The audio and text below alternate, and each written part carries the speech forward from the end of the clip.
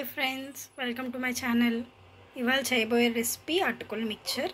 దానికి కావాల్సిన పదార్థాలు అటుకులు, పలుకులు, కరివేపాకు,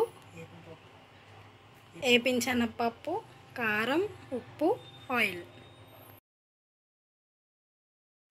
ఒక కళాయి పెట్టుకొని అందులోనూ ఆయిల్ వేసుకొని అటుకులు కొంచెం కొంచెం వేసుకోవాలి. తొందరగా తీసేయాలి, తొందరగా వేగిపోతాయి.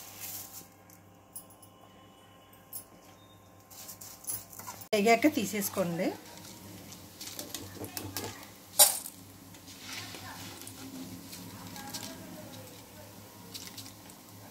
అటుకులు ఇలాగే వేగిపోయాక పలుకులు వేసుకొని నూనెలో వేసుకోండి.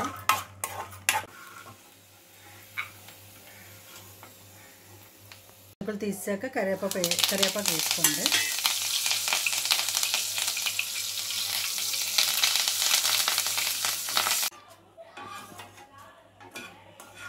వేపిన శనగపప్పు వేసుకోండి.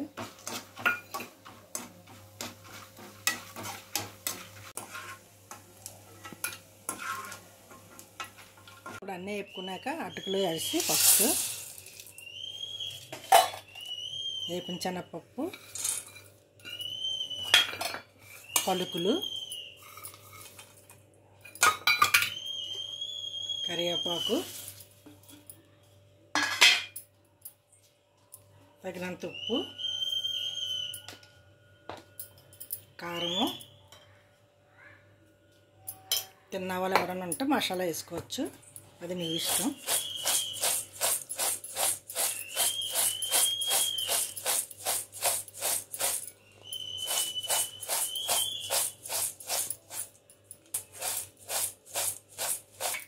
అటుకుల మిక్చర్ రెడీ.